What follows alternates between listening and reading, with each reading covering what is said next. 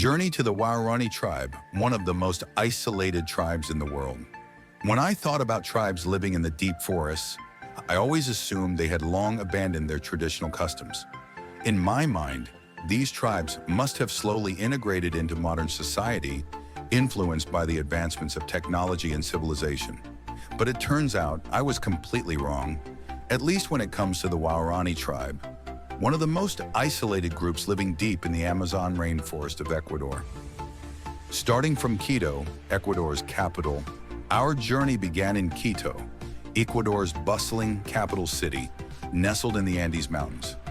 After getting everything ready, we hit the road, leaving behind the city and embarking on a 6-hour car ride.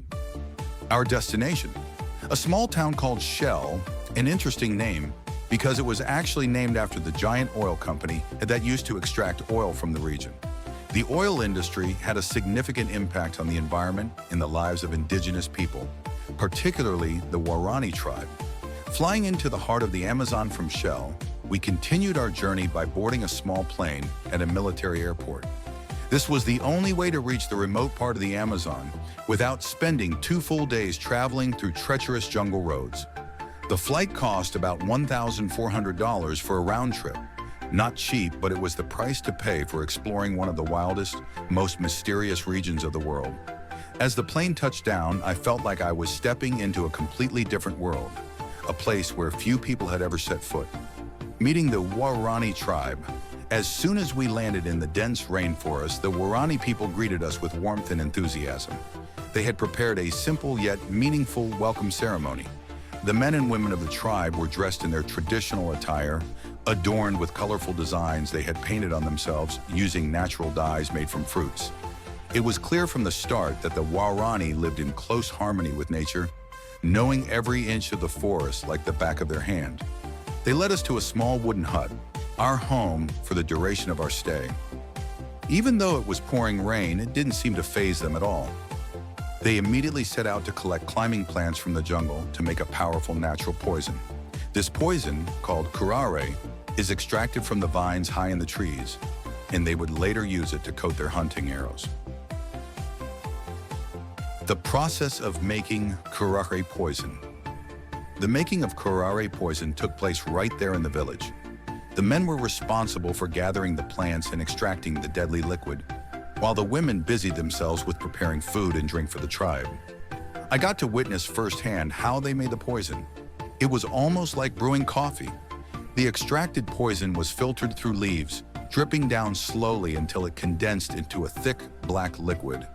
Just a small amount of this poison on an arrow was enough to paralyze any prey, making escape impossible. Preparing the traditional drink, chicha. While the men prepared for the hunt, the women were busy making the tribe's traditional drink. It's called chicha, and it's made from cassava, a root vegetable similar to potatoes. The Waorani women harvest the cassava from the ground, mash it up, and cook it to create this fermented drink. Here's the interesting part. The women actually chew the cassava and spit it into a large container to let it ferment naturally. This drink is an essential part of their daily life and rituals. Getting ready for the hunt. Once everything was ready, we set off with the men into the jungle for a monkey hunt, their favorite dish. They carried long bows and arrows tipped with curare poison.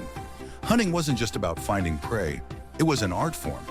The Waorani used special calls to lure monkeys into the hunting area. They mimicked monkey sounds so perfectly that the monkeys would think their own kind was nearby. We walked through the jungle for over an hour, listening carefully for any signs of movement. Finally, a monkey appeared. One of the hunters swiftly shot a poison arrow, and the monkey fell from the trees. It was thrilling to witness the success of the hunt, cooking and enjoying the feast. After catching the monkey, we headed back to the village to prepare the meal. Roasted monkey is a delicacy for the Waorani. While I didn't eat any, they described it as tasting similar to chicken. During the meal, the Waorani were joyful and proud to share their traditions and customs with us.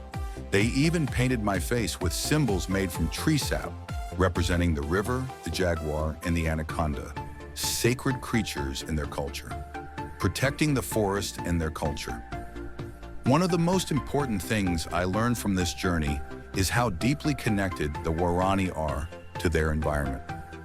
They see the Amazon rainforest not just as their home, but as their soul. They are fighting tirelessly to protect it from the encroachment of oil companies and the outside world. They know that if the forest is destroyed, their way of life will disappear along with it. As the journey came to an end, I felt an overwhelming sense of gratitude for having the opportunity to experience a glimpse of life with the Waorani. They are fighting not just to preserve their forest, but to keep their unique culture, which has been passed down through generations, alive.